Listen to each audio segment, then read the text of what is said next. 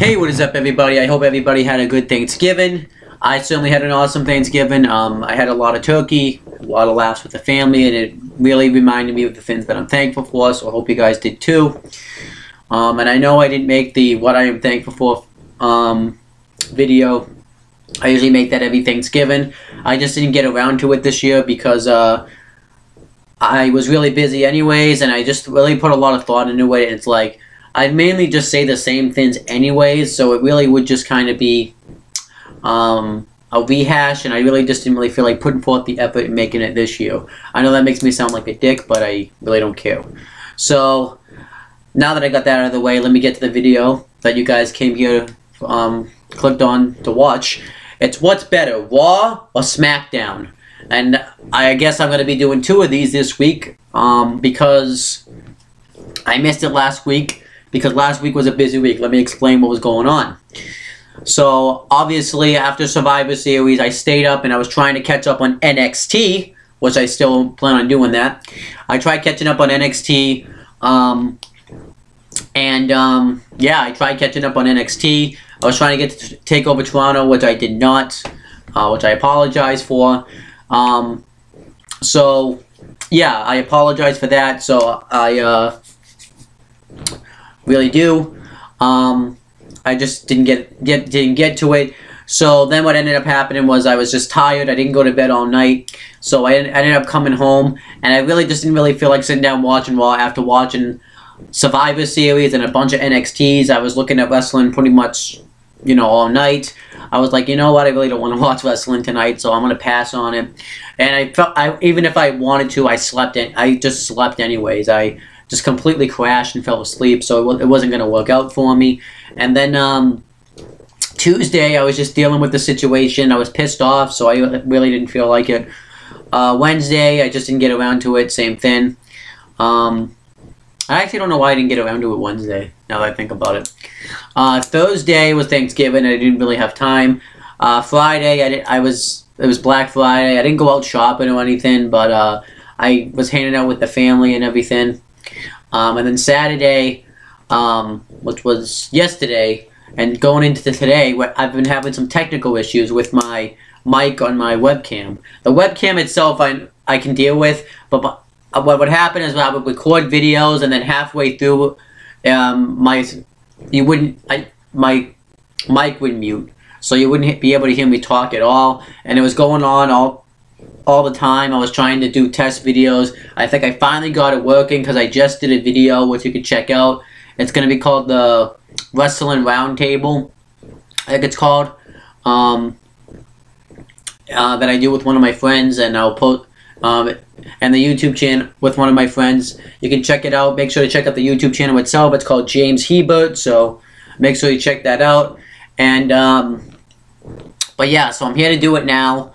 And I wonder how Raw and Smackdown are going to be, well, from last week, because they just came off Survivor Series. You came off that whole thing with Goldberg destroying Brock Lesnar, the whole Smackdown versus Raw matches, and I just kind of wanted to see, I'm kind of curious to see where what WWE goes from here, so let's see if it was a good show. I'm going to start with Raw because it happened first, and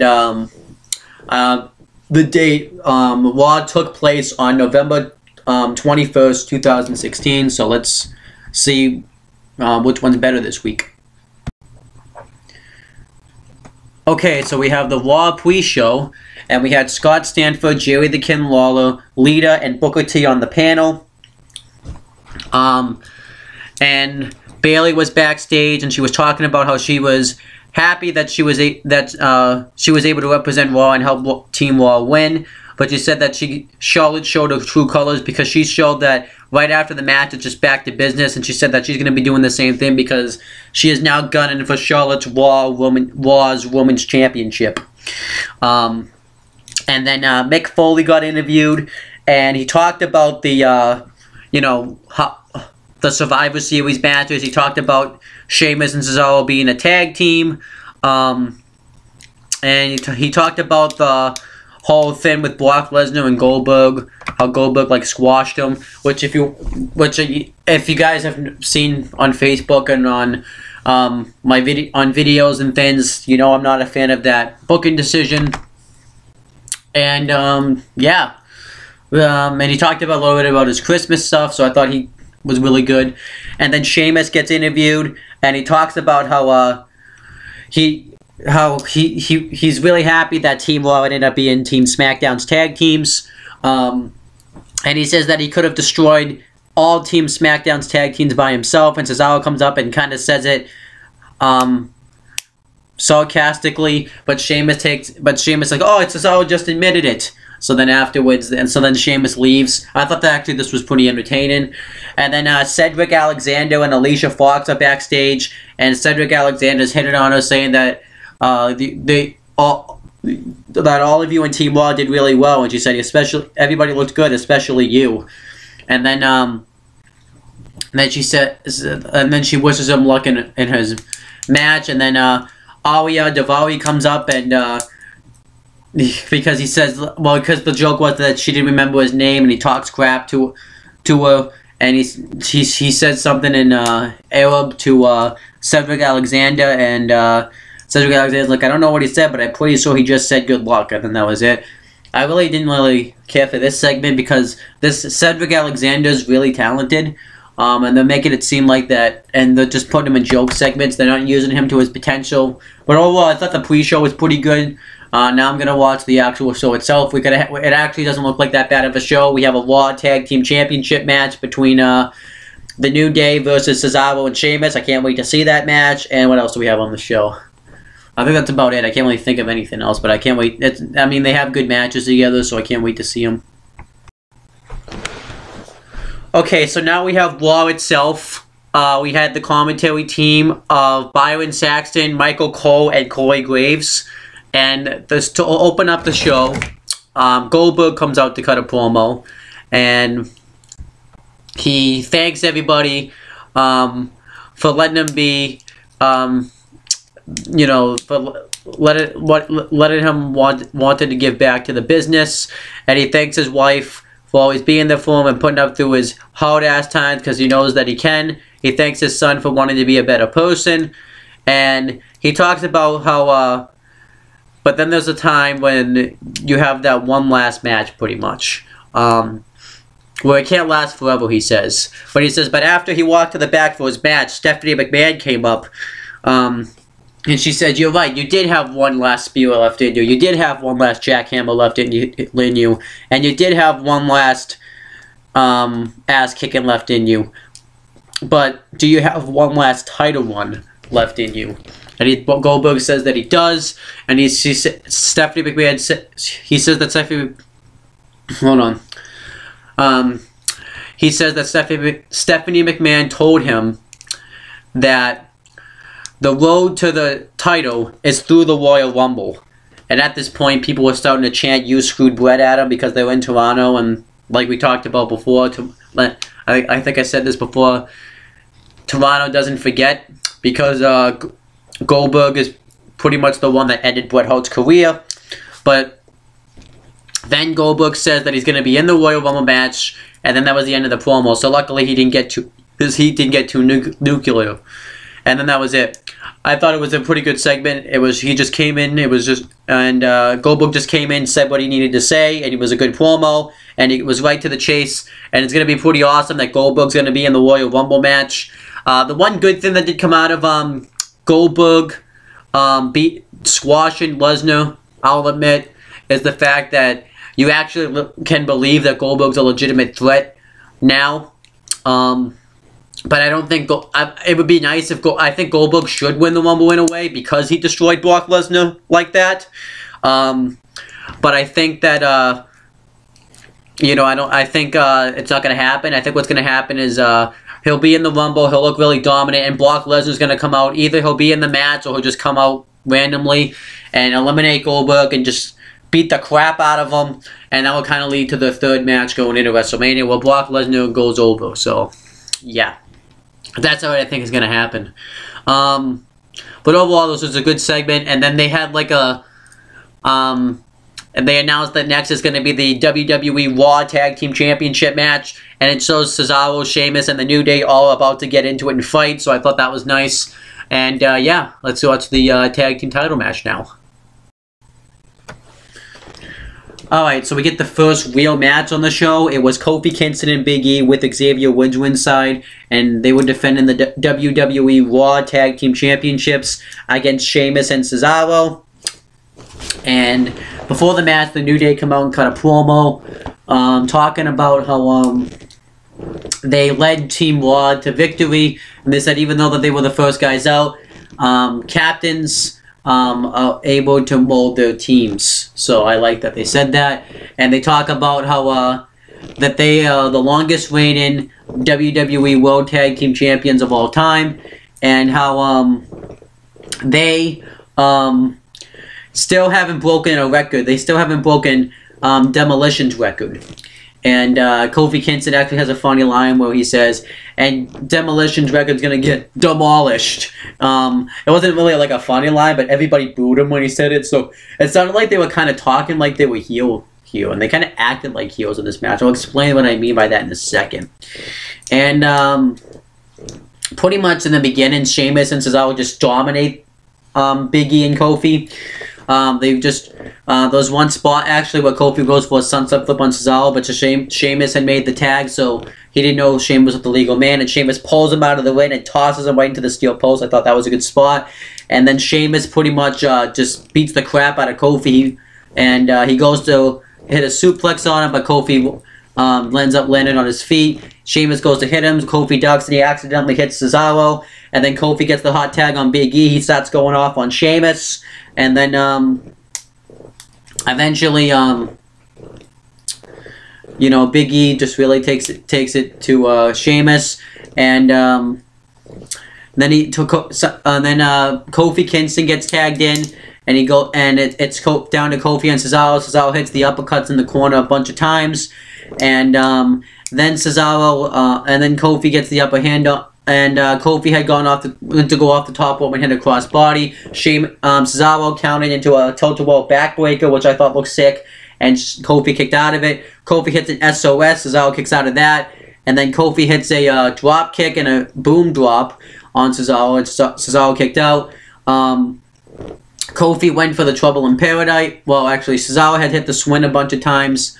Actually, yeah, wait, Kofi went for the Trouble in Paradise, and Xavier Woods, since he's so loud you can hear what he's saying, was saying, this means the match is over. But Cesaro caught him into the Cesaro swing and swung him a bunch of times, and then got him into the sharpshooter, and Kofi Kingston was trying not to tap out. Big E tried to go in and save him, but then Sheamus lays him out with a blow kick, and then Xavier Woods gets up on the apron playing his trombone, and behind the referee's back, Kofi Kingston taps out, but obviously the referee doesn't see it, so it doesn't count. And Sheamus goes after Xavier Woods. Cesaro starts complaining to the referee, and then Kofi rolls up Cesaro, and Sheamus tries to go break it up, but Xavier Woods holds his leg, and Kofi ends up getting the 3 count, so the New Day retain the Raw Tag Team titles. And they actually say that they're 23 days away, too, from breaking Demolition's record, so that was impressive. And obviously, I thought the match was really good. I think this is the worst match that they've had. Not that this match was bad, but I think they've had better matches than this. And another thing too is that so the New Day, I don't know if the New Day are heel. I don't think they're heels, but they definitely seem like the heel in this scenario with the way they won and everything. So, and you know, I just kind of wonder. So obviously, I expect New Day to break Demolition's record. It makes sense because it makes sense for them to do that. I believe now, since it's Monday, since it's been 7 days, 23 minus 7 is, I'm going to guess, I can't, 23, hold on, minus 7, or 23, minus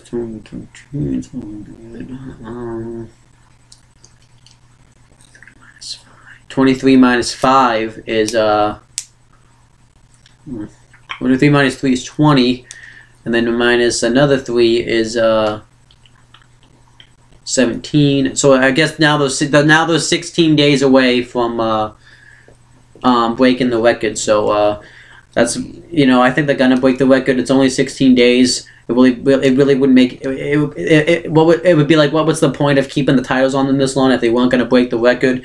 As for who would beat them for the titles, I really don't know. They've beaten every team. They would have to do like an NXT call up, maybe like the Revival, hashtag DYI, or the Authors of Pain. Maybe one of those teams could do it. So I'm really not exactly sure who could actually break the record. But overall, this was a really good match.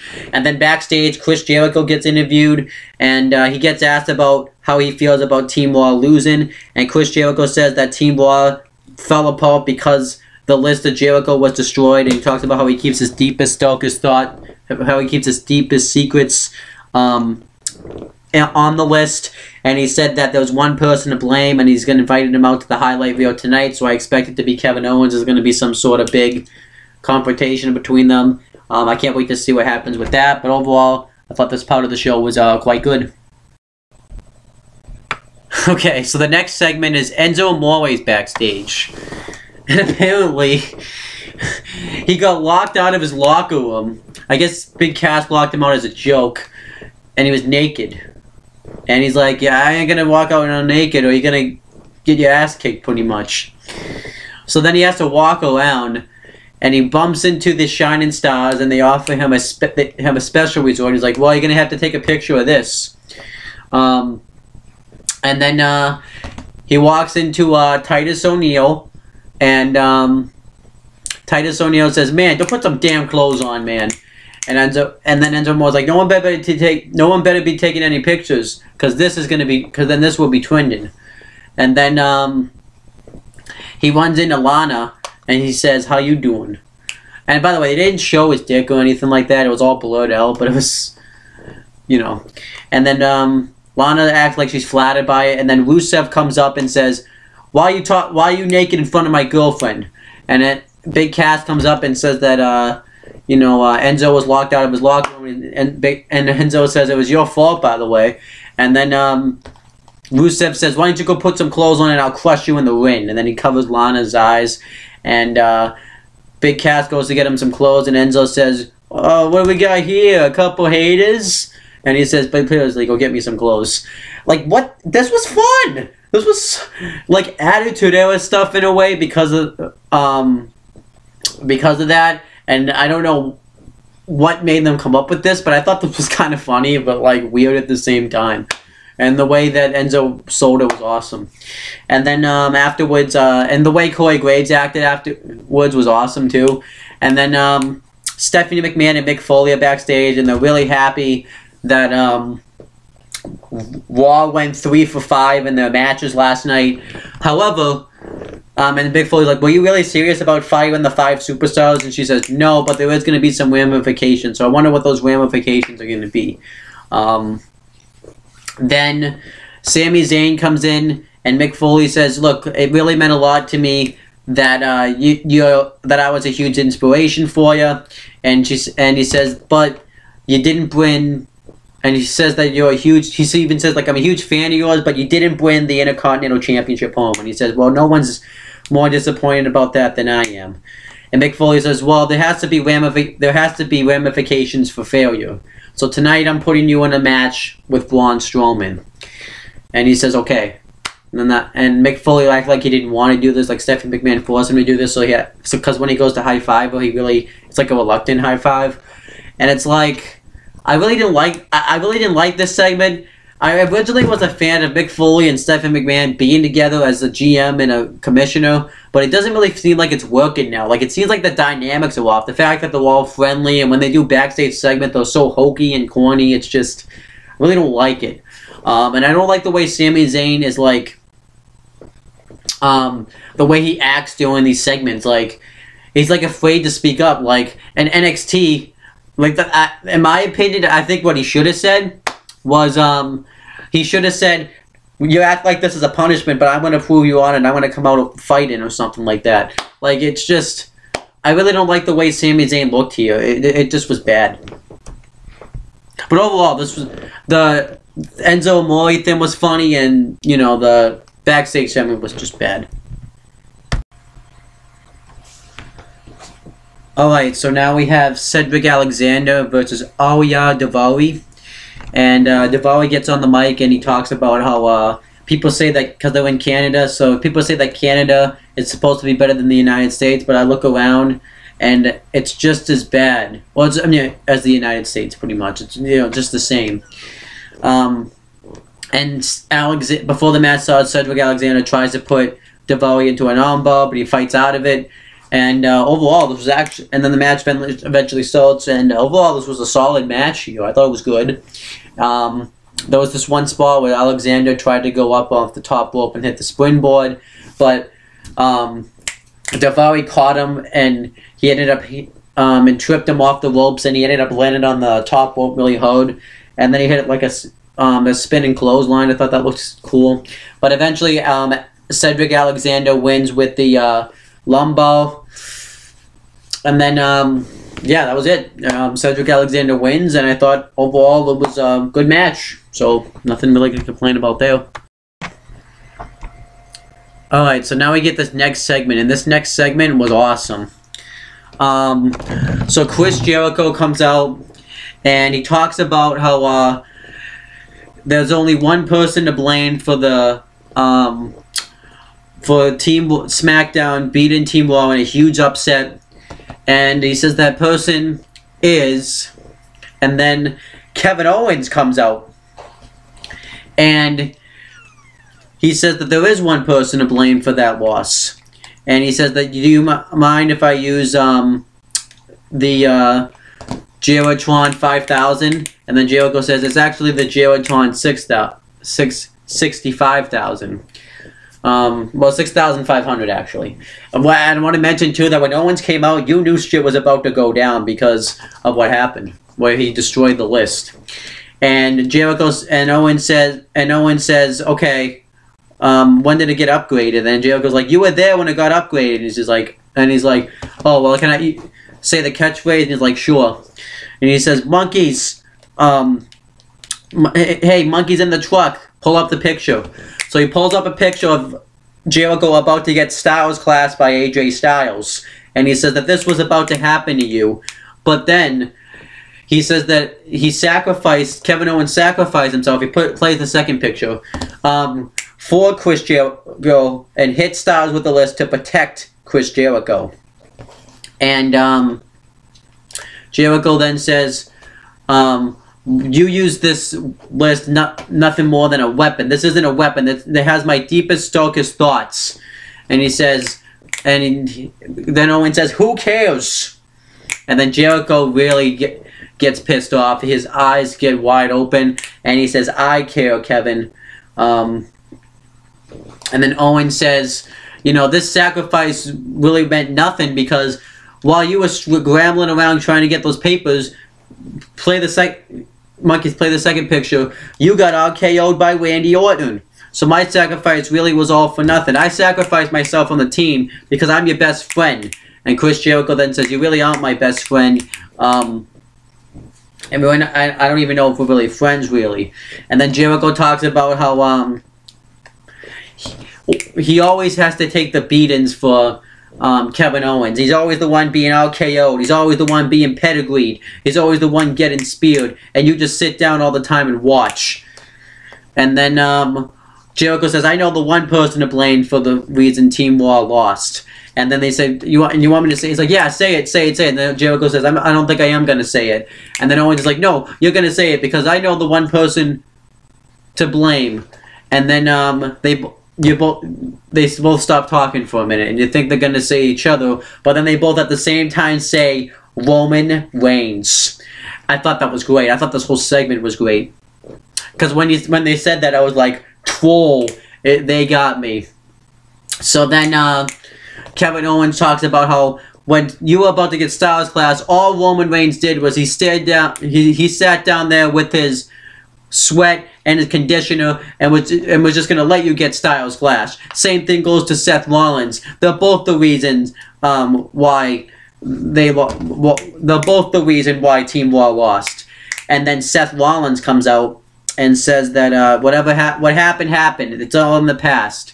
But he says that he's going to look to the future because the reason why he was allowed to be on Team Raw, the reason why the reason that he chose to be on Team Raw was because he was promised future opportunities, and he says that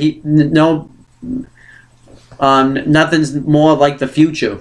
I mean, the future is now, which obviously brings me back to the NXT reference. And he says that he wants a shot at Kevin Owens' WWE Universal Championship, and Kevin Owens and Kevin Owens and Chris Jericho both say. Kevin Owens says that, what, did you get this from Stephanie McMahon? Because I can go backstage and talk to her right now.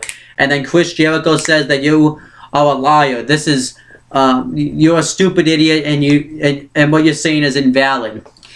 And we don't believe you. And Seth Rollins says, well, and he says, you dig? And Seth Rollins says, I dig, but I don't give a damn.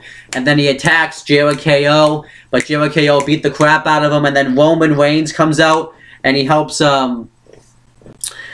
Rollins fight off Jericho, and Rollins goes to pedigree Chris Jericho, but Jericho fights out of it and gets hit, and then Roman Reigns hits him with a Superman punch, and then Mick Foley comes out and announces that he was promised future opportunities, and the future is now. So he announces that Seth Rollins is going to face Kevin Owens tonight for the Universal Championship, with Chris Jericho and Roman Reigns banned from ringside in a no disqualification match.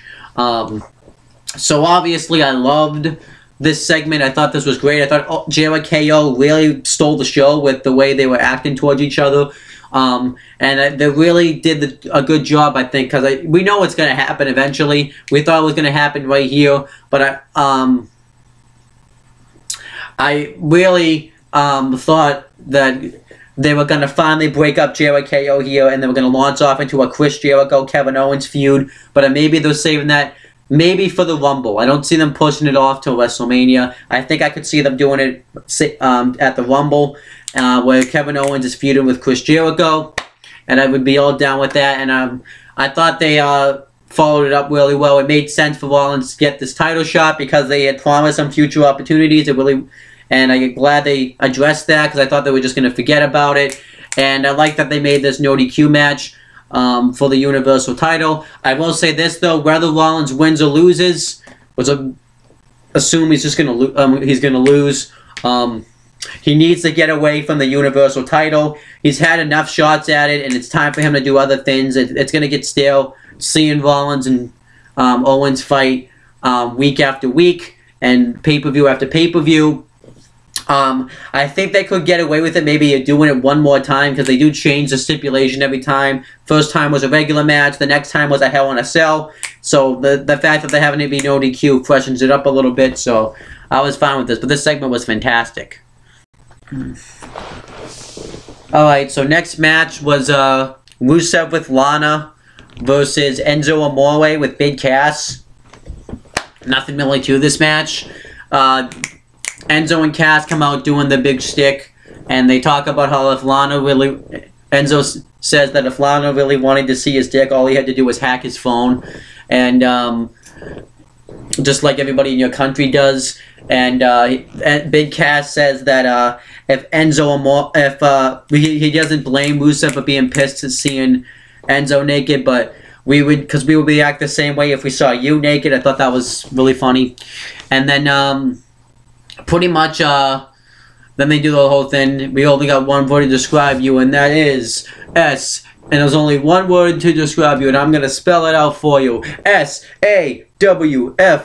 Soft. And then pretty much the match starts, and Rusev just squashes Enzo Amore and beats him with the accolade. Then afterwards, he escapes before Big Cass can attack him. So I'm assuming it's going to lead to a match, well, since it's 1 in the morning right now, on tonight's Raw between Rusev and Big Cass. Really all to talk about. I really wasn't a fan of this. It was just kind of meaningless, so yeah. Alright, so then we had the next match. It was the Golden Truth versus Luke Gallows and Carl Anderson. And the winner of this match would get a WWE Raw Tag Team Championship match on the next week's episode of Raw, which is tonight's Raw. And overall, it was actually not bad. It was alright. Goldust had a double cross body on both Gallows and Anderson, which I thought was cool. But then eventually Gallows and Anderson hit the Magic Killer on Goldust for the win. So, you know, nothing really to say there. I like that the win mattered. So, and I just kind of think it's weird because you really only... They're just doing Gallows and Anderson versus New Day again. We've seen it already in every type of variation. So it's like, eh. So, whatever. Alright, so the next match is Sami Zayn versus Braun Strowman. And before the match starts, Braun Strowman attacks Sami Zayn from behind before he even gets in the ring and just beats the crap out of him. And then the match finally starts, and Strowman just really beats the shit out of Sami Zayn. He really dominates him the whole match. I thought he looked impressive. I thought he looked like a monster. But it's like... Why did they have to do it with Sami Zayn? Why couldn't they at least made it look like he had a chance? I get you're trying to make Strowman look like a monster, but it's like Sami Zayn has so much potential. He's great in the ring, he's good on the mic, and he is very charismatic. And it's in his hometown, and you're just making him look like a jobber, really. Like, it's stupid. But Strowman pretty much destroys him to the point where Mick Foley comes out and tells the referee to stop the match, so Strowman wins, and that was it. I didn't hate it, but I didn't like it. I liked it because it made Strowman look strong. He made him look like a monster, but I just hate that it had to come at the expense of Sami Zayn. So that's my thoughts on it. I could just go on a huge rant about it, but I'm not, because I really don't completely hate it. I get the message they were doing. It just seems like Sami Zayn's been doing nothing. Like, ever since this brand split, he's done nothing. So it's just stupid. Alright, so now we have the All Hail the Queen segment. And Charlotte and Dana Brooke come out and they pretty much talk about how great they are and how she led Team Raw to victory against Team Smackdown. And after she was done, she doesn't have to be teamed with any of those pathetic Raw woman peasants. So then Sasha Banks comes out and says that, she said that, pretty much says that now that Survivor Series is done and over with, she wants her rematch for the Raw Women's Championship. And Charlotte accepts, but she says, not tonight. And then everyone boos, and then Charlotte says, booing isn't going to get the champion to change her mind. And then Charlotte talks about, you know, how we're going to do it next week in my hometown where the Queen was born, in Charlotte, North Carolina, which is this week pretty much. And then Charlotte says that I am going, I beat you in your hometown and now I'm going to beat you in my hometown. And then she puts down Canada. I thought Charlotte was great here. And then they have a face-off, and then Nia Jax comes out and says that she's not here for Charlotte, she's here for Sasha Banks because she dominated Team Raw, but everyone falls for the glamour and the style. And, you know, she said, pretty much she says that Sasha's just one of those Barbie dolls. And Sasha says, and when she says, when you stand next to me, you're not the boss. And Sasha says, when I get my title back, I'll show you that I'm not just a Barbie doll. So then, Dana Brooke and Charlotte are trying to stir the pot, and Dana Brooke's really being really cocky, so Sasha Banks attacks her, and then Nia Jax attacks Sasha Banks and beats the crap out of her, and then Nia holds Sasha Banks and Charlotte chops her, and then Bayley comes out, and then Nia Jax tosses her out of the ring, and Bayley checks on her, and she tries to get in the ring, but Nia knocks her off the apron, and then that was it. I thought it was really anticlimactic. I didn't mind the segment. Charlotte and Sasha always have great segments together. I'm really not a fan of seeing the match again. We've seen this match, and it feels like a lot. And it really, like, Hell in a Cell really should have been the final match. There's really no reason to have this match no more. It really just feels like they don't have a lot of women, so they're just throwing them together in a match for no reason. So it's just like, ugh. But overall, this segment wasn't bad otherwise than that. Well, overall, this segment wasn't bad other than that, though. Okay, so next was a women's tag team match. It was Sasha Banks and Bayley versus Charlotte and Nia Jax with Dana Brooke ringside. It was okay. Nia and Charlotte dominate Bayley pretty much the whole match, and then Sasha Banks gets the hot tag. Bayley and Sasha both take out Nia Jax with a double suplex, and then Sasha makes Charlotte tap out with a bank statement. So I thought it made sense to have Sasha do that since she needs to build momentum into the women's championship match. But overall, just an okay match. And then Seth Rollins gets interviewed, and he talks about how he's happy that Jericho's banned from ringside because he's been the reason on 2 separate occasions when he hasn't won the WWE Universal Championship, and he says that he's going to use every weapon imaginable to beat Kevin Owens for the Universal title tonight. So I thought overall it was a good promo, and overall it was fine. Alright, next match was Rich Swann versus Noam Dar versus TJ Perkins in a Cruiserweight Championship #1 contenders match with the Brian Kendrick on commentary, which I didn't write down in my notes. Let me just fix that. Okay. Overall, this was a really good match. I didn't think it was great, but I thought it was really good. The crowd didn't give a crap about it, but I thought it was good.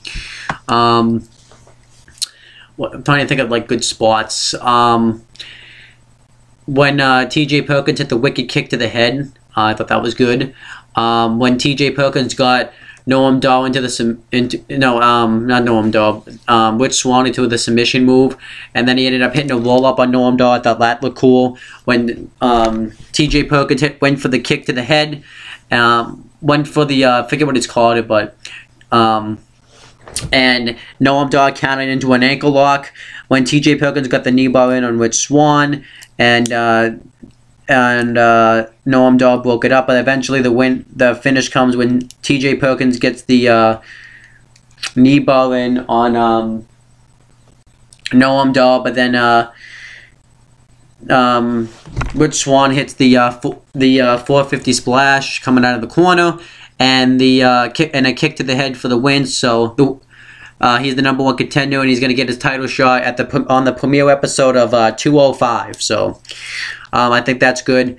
I thought this was a really good match. I think everybody in this match too made sense because they all have had an issue with the Brian Kendrick. Rich Swann has had 2 pinfall victories over Brian Kendrick. Noam Dar had that segment where he ended up taking him out. And TJ Perkins has feuded with Brian Kendrick since the Cruiserweight division has started. And he also has a claim to have a title shot since he never really got his rightful rematch, so I thought that was good. Then next, Kevin Owens got interviewed, and he talks about how Seth Rollins is a failure for letting down Team Raw, because he said it sickened him to have to watch him get pinned, and he talks about how he lived up to his end of the bargain because he proved he was a better champion when he laid out AJ Styles with a pump-up powerbomb, and then he says that Seth Rollins is just a failure, though. He said that he's good, and he says that Stephanie McMahon rewarded him with this title shot, but he said that he actually ended up,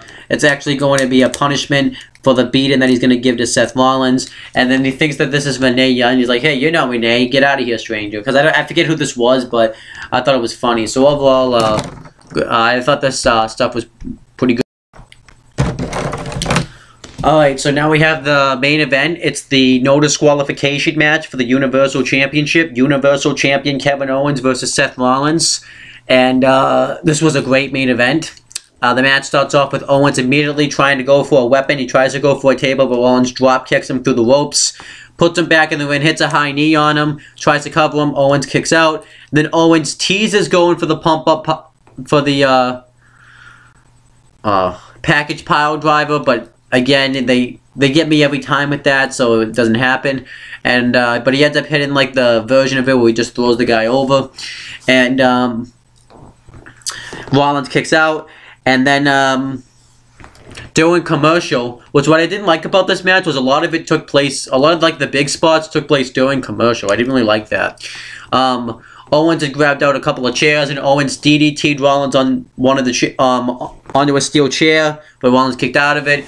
And then Owens starts beating the crap out of Rollins. He beats the shit out of him with a steel chair and just lays out with rights and left hands. And then Rollins starts making a comeback. He hits a slim blade on Owens, and then he hits a suicide dive on the floor. And he hits the clothesline in the corner, and then he goes off a steel chair and hits one on Owens, and then he hits a mic check right onto the steel chair on Owens, but Owens kicks out of that. And then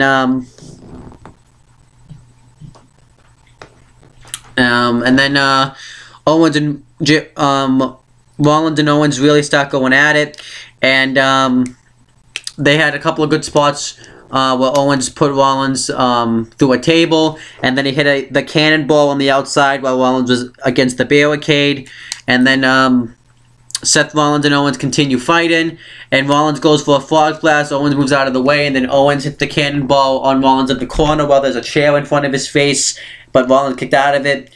And then Seth Rollins continues fighting back.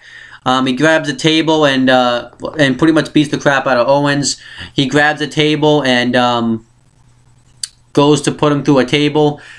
He sets it up in the corner. Owens tries to roll him up for the win, but Rollins fights out of it and hits a kick to the head, but Owens kicks out of that. Then Owens tries to superplex Rollins while he's on the turnbuckle, and then Rollins fights out of it and hits a powerbomb through the table, but Owens kicks out. And then they both start fighting into the crowd, and Owens pretty much is just trying to escape from Rollins, and Rollins throws Owens into a trash can, hits him with the trash can, and then Owens tries to powerbomb Rollins, but he ends up going up onto the rafters, and he ends up hitting a dive right onto Owens off the rafters, which I thought was awesome. And then they come back to ringside, and Rollins goes to dive onto Owens, but then somebody in a Sin Cara mask attacks Rollins. We think it's like some fan in a Sin Cara mask, but then Rollins is able to get the mask off, and we find out that it's Chris Jericho. So what's funny about this is because I believe like a week or a couple of weeks before this,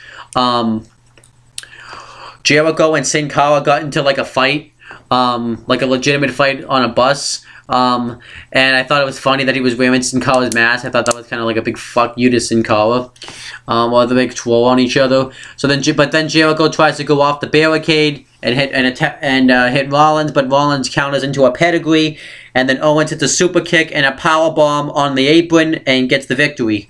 I thought it was a great main event, and I liked the finish. And yeah, overall, great main event. Just didn't like the fact that that a lot of the spots that I really liked took place during commercial. So I don't know where they're gonna go from here. Now, a couple of suggestions I could go with is they could be setting up to a one-on-one match with Rollins versus Jericho at Roadblock, and Reigns versus Owens for the Universal title, or they could be setting up a fatal four-way with Owens, Reigns, Rollins, and Jericho for the Universal title, which I'd be down with either one of those two. I think that fatal four-way with those guys would be good.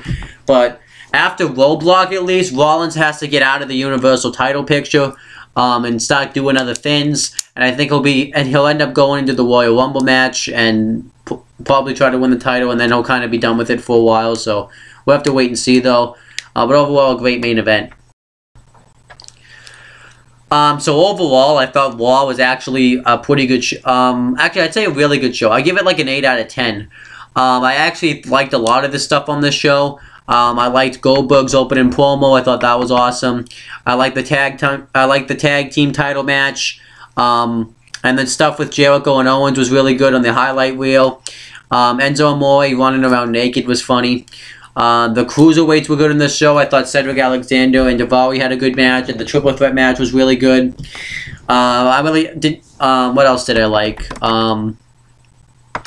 I didn't mind the tag team title number one contenders match between the Golden Truth and Gallows and Anderson. Stroman and Sami Zayn I didn't mind.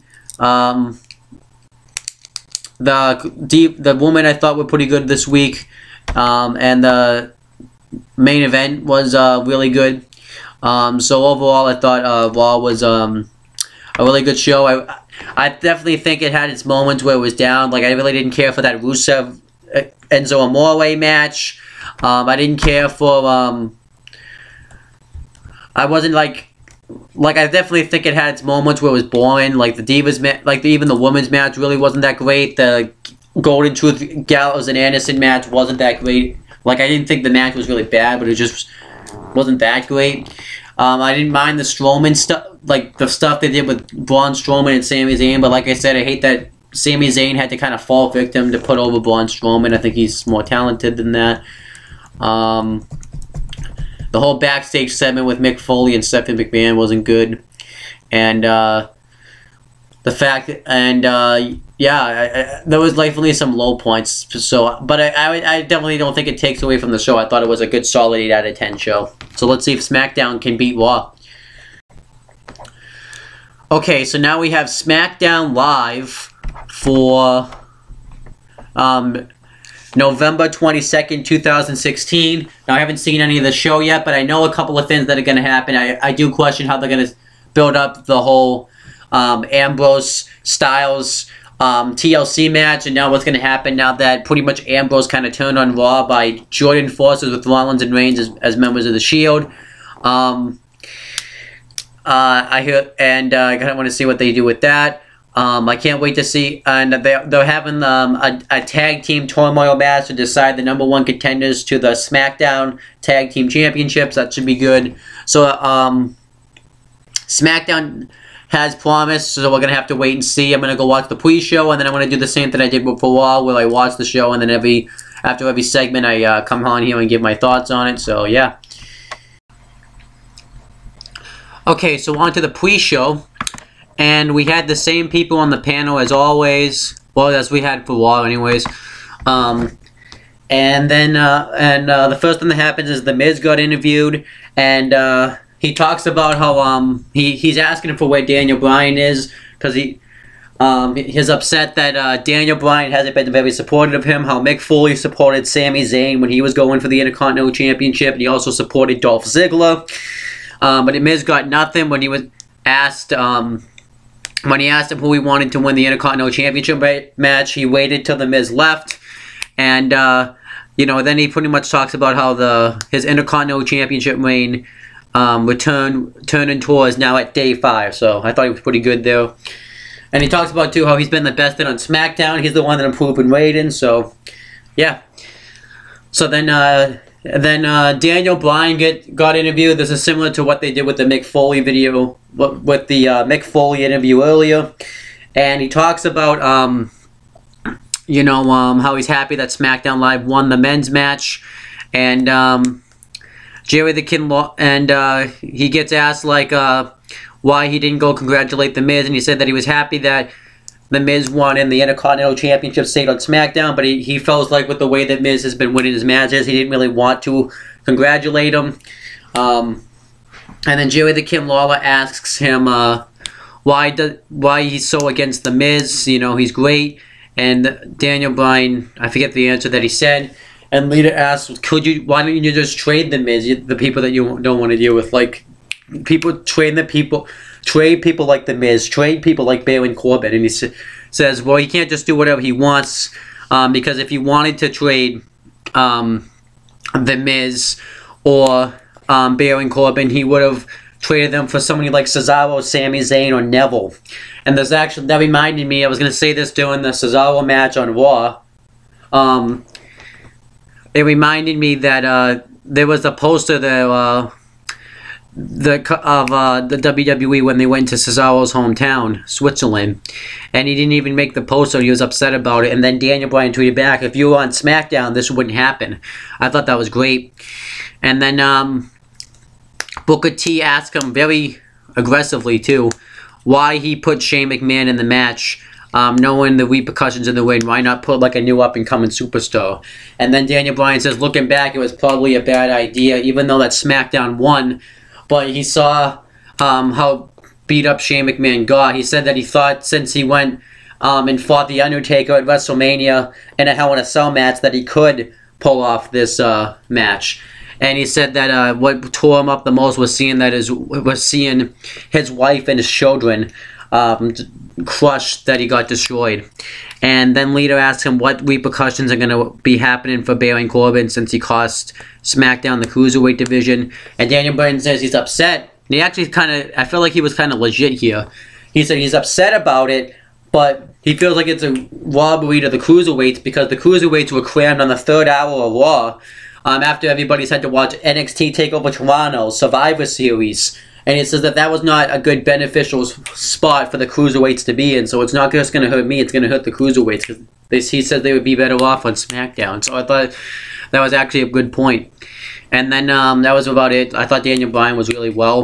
If I had to say who was better, I would say maybe Daniel Bryan, just because he actually was saying more legitimate things. So, and then the gobbledygooker invades the panel because this is the episode before Thanksgiving, so they liked it when the gobbledygooker out every year.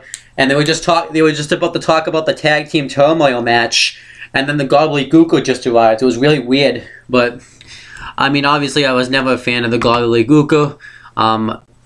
I remember how bad it was when the gobbledygooker debuted. It was terrible, so, you know, it was just bad, and it was just lame comedy, but it was Thanksgiving comedy, so I accepted it. So overall, I thought the pre-show was pretty good. It was actually, normally when I, with the pre-show, I just kind of play games on my computer, but this time I was actually fully paying attention to the pre-show, so I thought the pre-show was pretty good. Okay, so now we get the actual show itself, and we get Tom Phillips, JBL, Mauro Ranallo, and David Otunga on commentary. Shane McMahon comes out and cuts a promo, and he talks about how he's banged up from that 5-on-5 Team Raw versus Team SmackDown men's Survivor Series match. But he gives props to Team Raw, everybody. He said they all brought it, but he wants to talk to Dean Ambrose. So then Dean Ambrose comes out, and Dean Ambrose, pretty much Shane McMahon is not happy that Dean Ambrose joined back up with Rollins and Reigns and triple powerbomb AJ Styles, possibly costing Team SmackDown the match. But before you can really yell at him for it, Ambrose says, I know what you're going to do. You're going to congratulate James Ellsworth for single-handedly eliminating Braun Strowman. Ugh. So then he brings out James Ellsworth, and he's in a neck brace, and he's just beat up. Like, why? Like, what do the fans see in this guy? What does the company see in this guy? He's just, ugh. But he comes out, and Dean Ambrose says, well, are you going to tell him the big news? And Shane's like, well, I was going to tell him privately in the back. He's like, nah, you can just tell everybody out here. They're all your family. So Dean Ambrose says, you're giving him a contract, right? And Shane says, yes, we're going to give you a full-time contract to SmackDown Live. And just James Ellsworth's facial expressions are just terrible. So, Shane McMahon then says, I'm going to do an unpopular decision and give you the rest of the night off. And tells him to leave the building. So Ambrose goes up the stage, and then AJ Styles comes out, and they have a face-off. AJ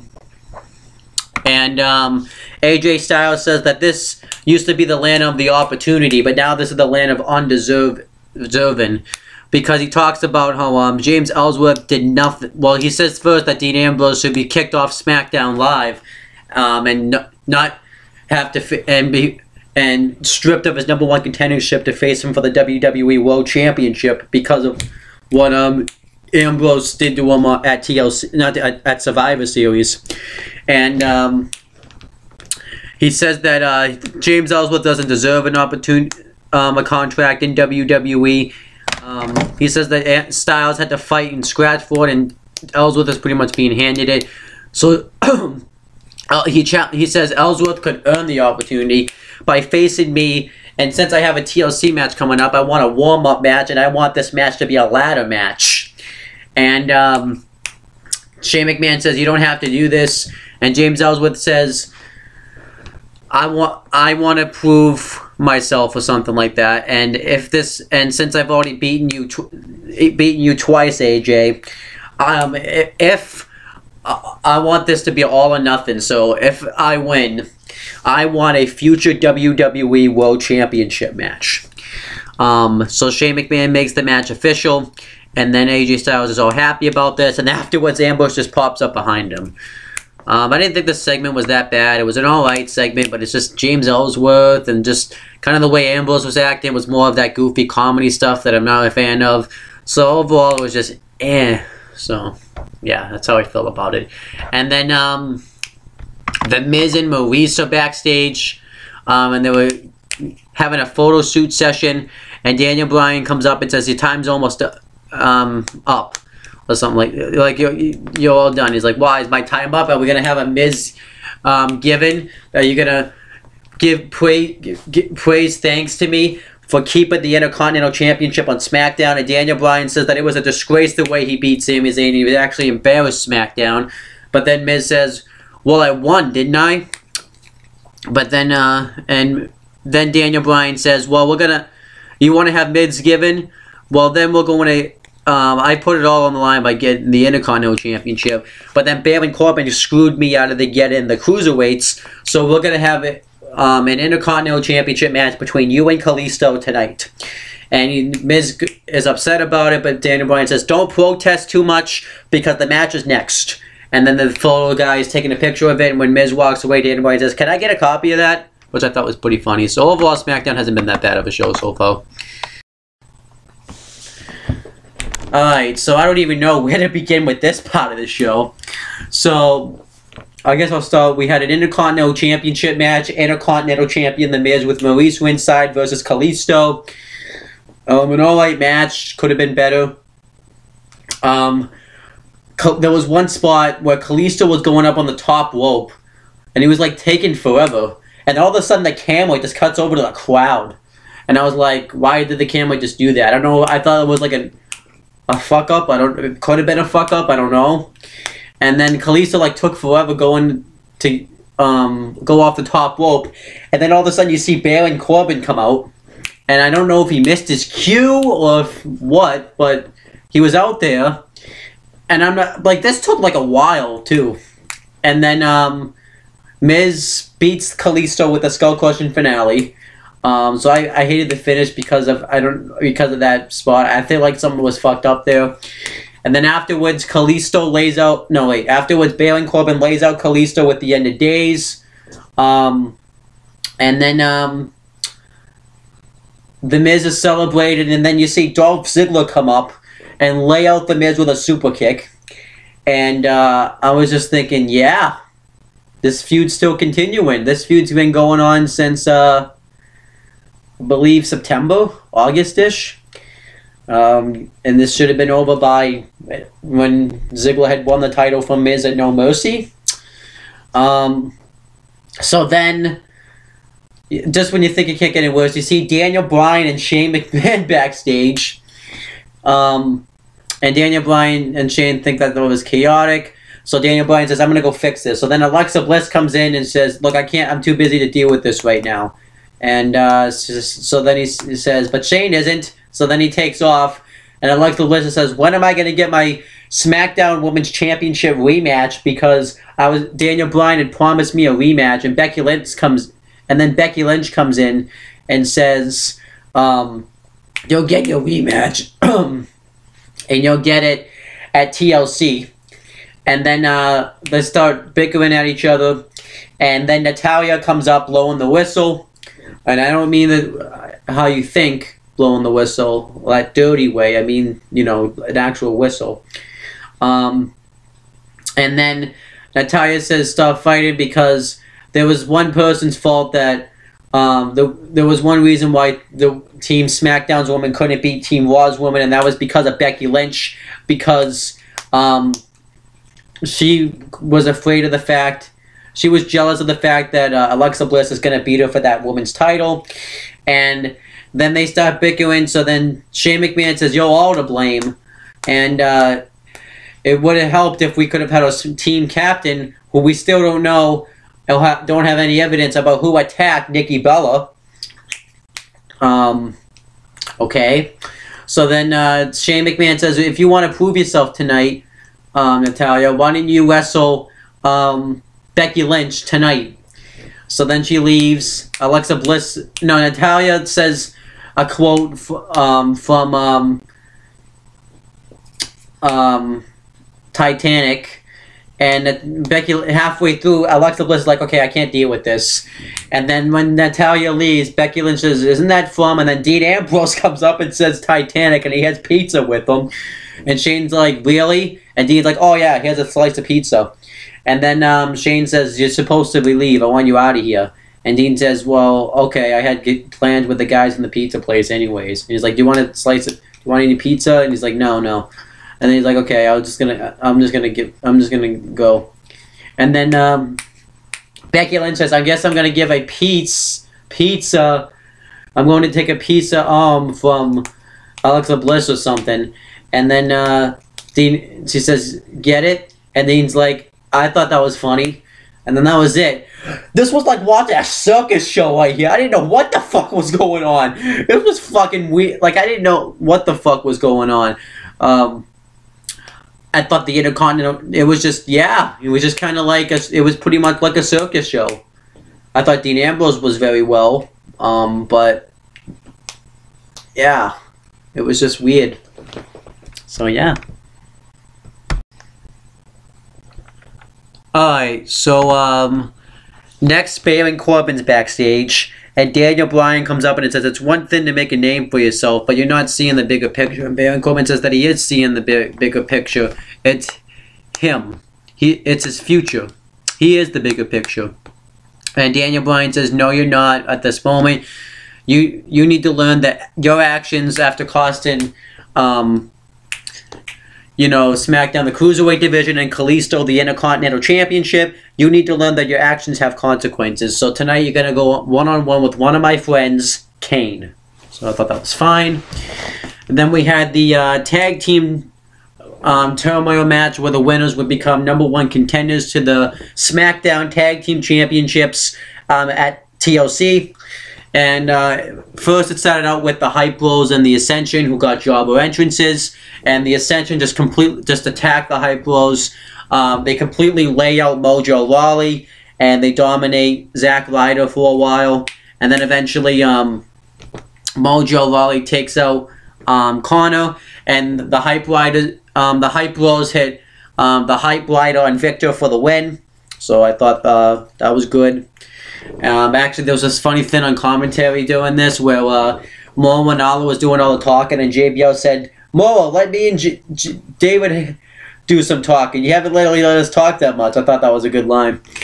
And then, but then next was Breezango, and the Hype Bros fight him off for a while. They knock him outside the ring, and Zack Ryder hits a somersault dive on the outside on the Breezango, and then Breezango take out Mojo Rawley, and they hit a slingshot where they Tyler Breeze slingshotted Fandango into the Fandango, and he hit him in the face, and Fandango hit an elbow drop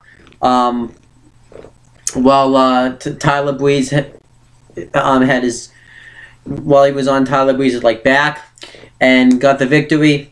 So I thought that was good. So the Hype Bros pretty much get eliminated, and then it's next was American Alpha, and Chad Gable eliminates Breezango when he hits a roll up on Tyler Breeze, and then it's the Vaudevillains.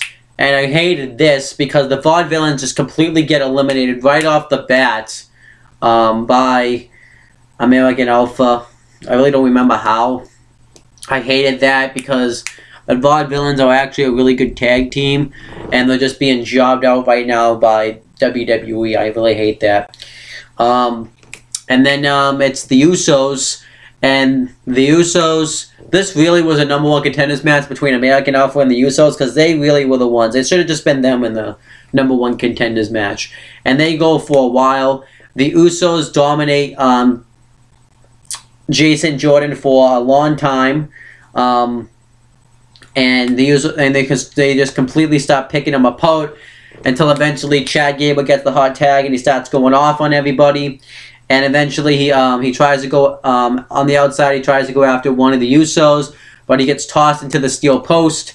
And then one of the Usos hits a backbreaker, and the other one comes off the top and just takes him out, takes out Gable, and tries to get the pinfall, but Gable kicks out of it. And then Jason Jordan gets the hot tag, and he starts hitting belly to belly. Well, no, that's not what happened, actually. And then Jason Jordan gets the blind tag, and he gets one of the Usos into an electric chair, and Jason Jordan hits a bulldog from the top rope while he's in the electric chair position, but he tries to pin him, but the other Uso makes the save. And then Chad Gable, one of the Usos tossed Chad Gable out, and the other Uso tosses out, and Jason Jordan tosses out the other Uso, and then the other Uso, and then the legal Uso hits a super kick on Chad Gable, goes for the splash, but Jordan gets the knees up, tries to roll him up, but he kicks out of it, and then Jason Jordan tries to take out, almost tags in, almost gets tagged in, but one of the Usos takes him out, and then he gets super kicked and he gets chop blocked by the other Uso, and they try to take him out where they do the suplex into the super kick, but Chad Gable completely takes him out with a German suplex, and then they American Alpha hit Grand Upper to him, one of the Usos, get the cover and get the pinfall. So American Alpha, what you think, win the tag team turmoil, but then the Wyatt family thing goes off, and the Wyatt family appear on the screen, and Bray Wyatt says, "You shouldn't celebrate for long, but because you have to face the next team of me and Randy Orton." And Randy Orton says that we're more than just a team, we're a family.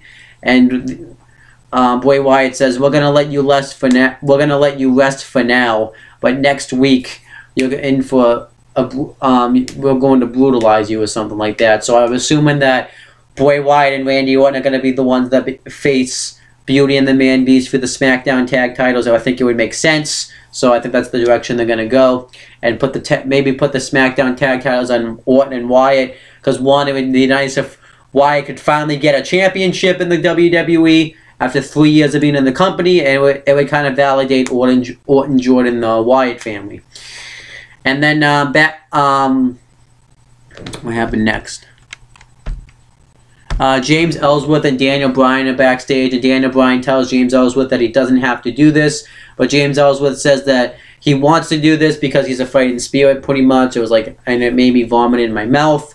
And then Dean Ambrose comes up, dressed as the Mountie, and Daniel Bryan says, "Dean, if Shane sees it here, he's gonna lose it." So then Shane McMahon comes in, and he loses. He pretty much does lose it. He blows a gasket. And Daniel Bryan says, "Look, it's still you're still 7 days removed from your match. Take the rest of the night off." And Shane says, "Okay, I'll do that because I don't want to do something that I'm gonna regret." And then Daniel Bryan tells Dean Ambrose to leave, and Dean Ambrose says, "Do you want to know why I'm dressed as the Mountie?" And then he's like, "No." And then Ambrose like, "Why are you dressed as the Mountie?" And Dean says, "Isn't it obvious?" And then he says he wants Daniel Bryan to give him a message, and to AJ Styles, and he says that that the Mountie always gets his victim, or something like that. And after he said that, JB had a funny line saying that the fabulous Rougeau Mountie is here, which I thought was funny. So overall, I thought it was actually a really funny segment, and I thought the tag team tournament match was the best match on the show. So I thought that was awesome. So I thought this stuff was pretty good. Alright, so the next match was Natalya versus Becky Lynch with Alexa Bliss on commentary. This was actually a pretty good match. I thought it was a very good back and forth match, but you would expect nothing less from those two. And Becky Lynch makes Natalya tap out with a disarmer, and afterwards Alexa Bliss attacks Becky Lynch from behind and lays her out with a DDT. So I thought that was fine. Build it up to a match at the pay-per-view. And then the Hype Bros sell WWE merchandise. They go over all the merchandise. And they did that on Raw too with Enzo, Amore, and Big Cass. I just forgot to mention it. And they obviously are doing it because of Black Friday. So, makes sense. So overall, nothing really complaining about. It was all solid stuff. Alright, next, Daniel Bryan's backstage, and he's on the phone, and The Miz and Maurice come up to him, and it takes him a few minutes to actually pay attention to Miz, and when he does, Miz demands that Dolph Ziggler get suspended for super kicking him in the face for going out there and doing what Daniel Bryan wanted him to do, and that was be a fighting champion. And Daniel Bryan refuses. He's actually taking Ziggler's side, and Miz is like, I'm not surprised you're going to take his side. Are you also going to give him another Intercontinental Championship match? And Daniel Bryan says, yeah, I am, because it's Dolph Ziggler's owed a rematch. So he makes that match official for TLC, and he makes it a ladder match. And he says that after this is pretty much going to be the final chapter. After this, Miz and Ziggler will go their separate ways. And Miz says, good, because after this, I'm going to write the skull-crushing finale. So I thought that was good. And then Carmella's backstage, and she's on the phone as well, and Nikki Bella takes her phone and says that that was really low for her to attack her because it caused Team Smackdown to lose. And Carmella says, you know, if I attacked you, I'd be taking credit for it, so it wasn't me, but it could be Charlotte, it could be Dana Brooke, it could be the cast of E, and she says that she's made a lot of enemies, and you even sold out your own sister. And she talks about how John Cena, her boyfriend, is Mr. Hustle, Loyalty, Respect, but you're no Mother Teresa. And then Nikki Bella says, you're right. And today I talked to Daniel Bryan, and I got us a no disqualification match at TLC. So there's another match right there. And now we're about to get Baron Corbin versus Kane. But overall, I thought this was all okay. I really didn't care for the Carmella and Nikki Bella stuff because I'm just not a fan of that feud. But I didn't mind the whole Daniel Bryan Miz thing because they have great chemistry together. So, you know, it was good. Alright, next match was Baron Corbin versus Kane. Really nothing happened. The match never really got going. Kalisto comes out and hits a drop kick on Baron Corbin. So Baron Corbin technically won by disqualification. And he starts going off on Corbin. And then Kane ends up laying out Corbin with a choke slam. And Kane does his pyro and leaves. And then afterwards, Kalisto grabs a chair and he's about to hit Baron Corbin with it, but Baron Corbin rolls out before he can hit him. So then the two have a stare down, but then Baron Corbin comes back in the ring, and Corbin throws a chair into his face and hits a spinning heel kick, knocking the chair into Corbin's face, and Corbin then escapes. So yeah, that was about it. I didn't think it was that bad. I'm just really not a fan of a Baron Corbin Kalisto feud.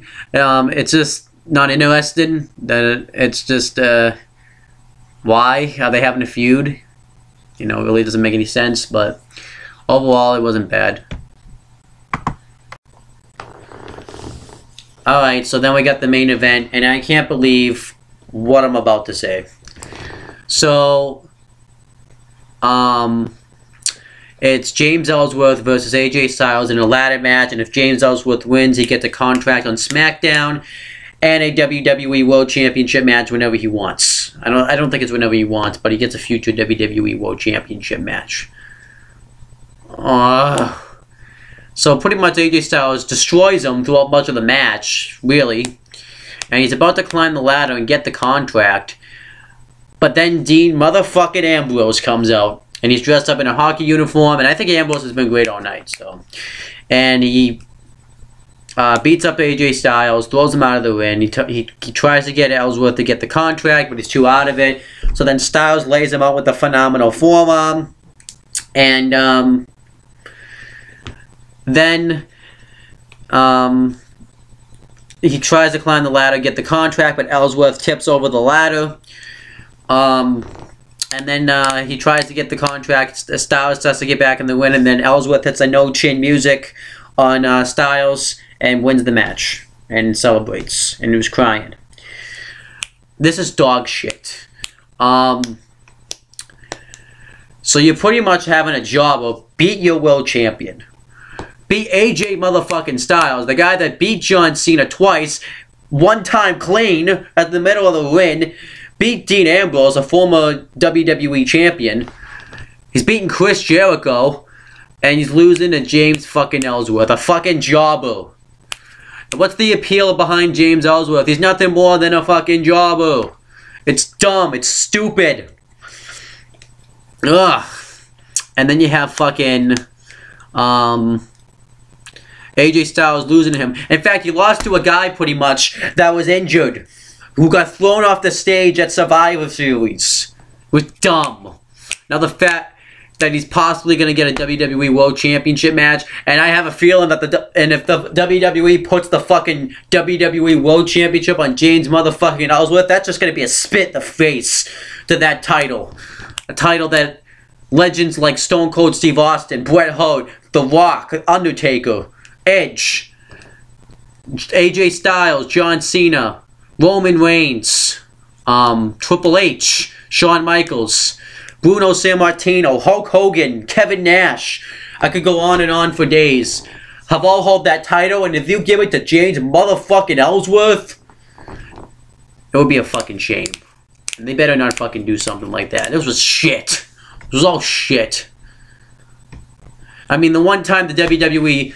Like, I don't even know what the fucking people see in this guy.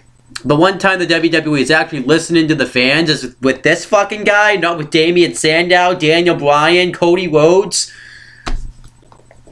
Guys that actually have talent. Dolph Ziggler. It's a fucking shame. Could go on for days. Drew McIntyre. Like, what the fuck? It was dumb. So overall, for SmackDown, I really don't know how to think about this show because they had a lot of goofy stuff on this show, but it was actually enjoyable. Like, I actually was entertained by it. They had that good tag team turmoil match that I liked. They had a good women's match on the show, and but they have stuff like that Bayley Club and Kalisto feud I just don't care about. The Nikki Bella Carmella feud I don't care about. And you have like just stuff like that. I really wasn't. I'm gonna say that SmackDown was maybe an average show. I'm gonna actually say maybe a little bit below average. If I had to rate it, I'd rate it like a 4.5 because it just really wasn't that good of a show. So overall, Raw won this week. So which Raw deserved to win because SmackDown was just aired this week. So that's just my thoughts. Make sure you guys subscribe to all the channels down in the description box, and I will be back some point this week to give you the next episode and what's better, Raw or SmackDown. Hopefully that it can be SmackDown, but we'll have to wait and see.